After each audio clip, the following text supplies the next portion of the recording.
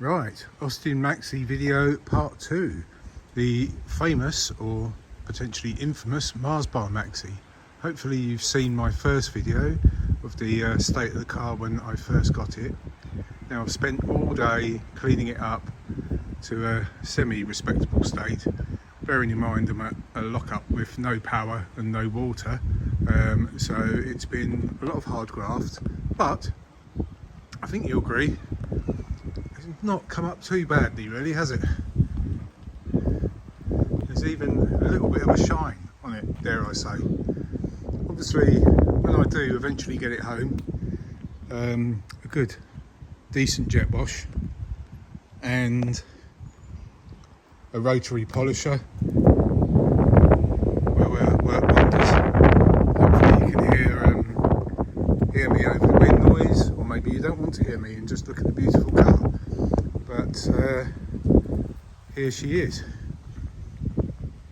Certainly a vast improvement on how she was earlier this morning, and certainly a vast improvement on how she spent the last 15 years, bless her.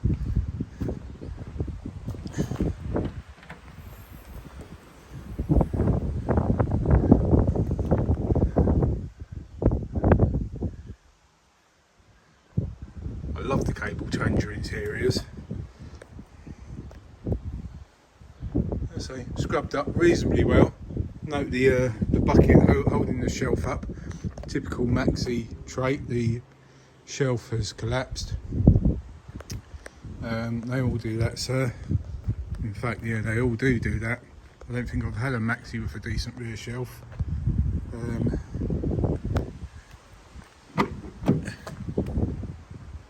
But hey,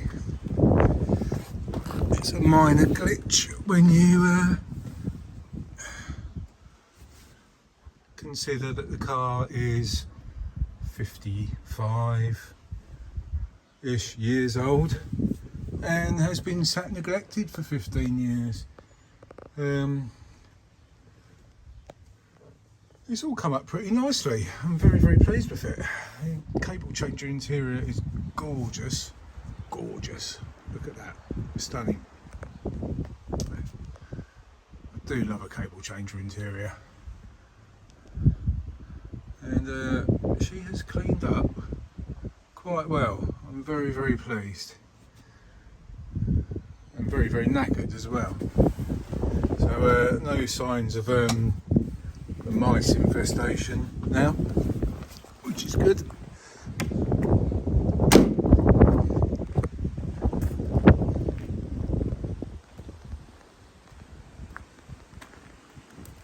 There we go, that famous cable changer front end with the Austin badging across the bonnet. Our faithful T5 has been quite a godsend really. A fridge, a cooker, a little bit of power. Ideal vehicle for working out of a lock-up with no power, etc. At least I've been able to make a brew and have a can of cold drink on a day like today.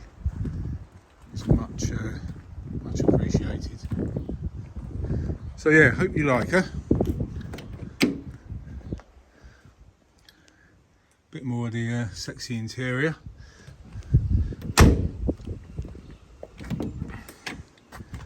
Note the t-shirt.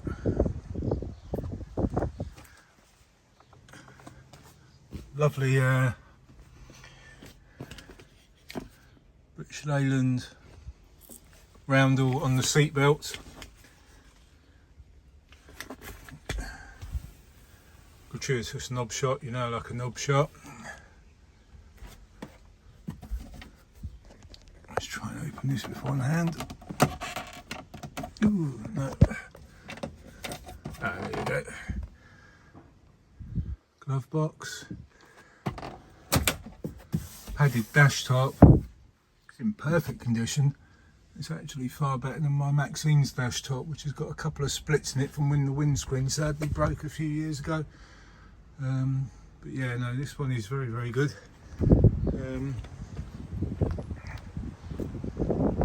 Under the bonnet,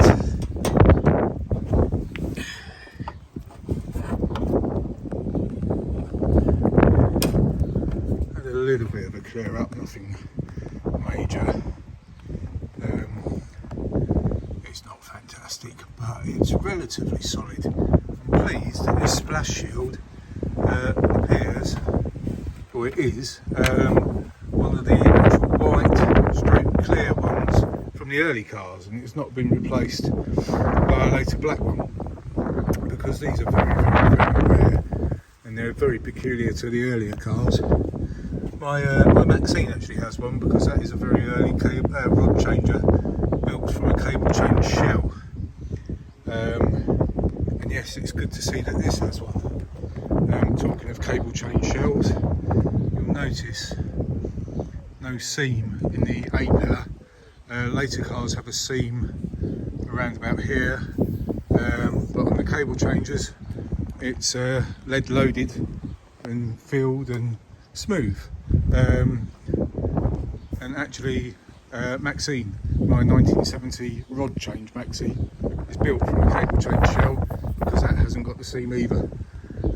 So that's one of the markers of a very early Maxi shell.